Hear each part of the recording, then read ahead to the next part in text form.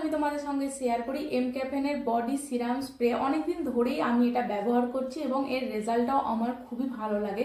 বিশেষ করে গরমকালে এটা আমি ইউজ করি, কারণ গরমকালে কোনো লোশনই আমার ভালো লাগে না ইউজ করতে, প্রচন্ড স্টিকি হয়ে যায়। তো এই হচ্ছে এমক্যাফেনের দুটো বডি সিরাম স্প্রে, হচ্ছে টপিক্যাল স্প্ল্যাশ আর এটা হচ্ছে ক্রাশড বেরিজ। দুটোই আমি নতুন নিয়েছি। এর আগেও আমি যেটা ব্যবহার করেছি সেটা আমি তোমাদেরকে দেখাচ্ছি। এর আগে যেটা আমি ব্যবহার করেছি সেটা হচ্ছে এটা ইউজ করতে আমার সব থেকে বেশি ভালো লাগে। এরপরে আসা যাক এই দুটোর কথায়।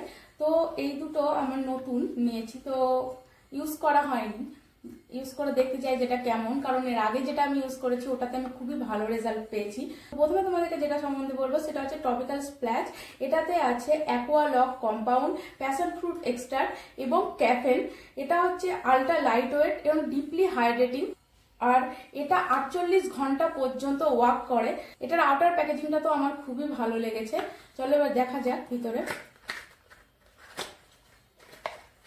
এই হচ্ছে স্প্রেটা, গন্ধটা তো ভীষণই সুন্দর। তো এটা প্রথমে আমি কিছুটা স্প্রে করে নেব। দেখতেই পাচ্ছ এটা কত তাড়াতাড়ি অ্যাবজর্ব করে নিয়েছে এবং এটাতে একটা স্মুথ ফিনিশ দিচ্ছে। আর এটা হচ্ছে ক্রাশড বেরিজ। এটার মধ্যে আছে অ্যাকোয়ালক কম্পাউন্ড, মিক্সড বেরিজ এক্সট্রাক্ট এবং ক্যাফেন। তো চলো এটা দেখি।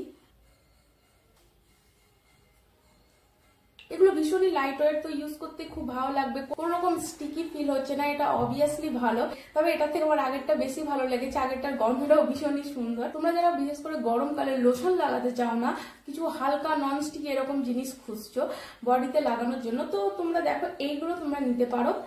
তোমরা যদি কেউ এগুলো ইউজ করে থাকো তো আমার নিচে কমেন্ট বক্সে অবশ্যই জানাবে এগুলো ইউজ করে তোমাদের কেমন লেগেছে। আমার তো এগুলো খুবই ভালো লেগেছে আর আমি এগুলো অনেকদিন থেকেই ব্যবহার করি। নতুন এই দুটো নিয়েছিলাম দেখার জন্য যে দেখি এগুলো কেমন হয়। তাছাড়া কফিটা তো আমি অলওয়েজ ব্যবহার করে থাকি। আজকের মতো এইটুকুই, দেখা হচ্ছে আবার অন্য ভিডিওতে।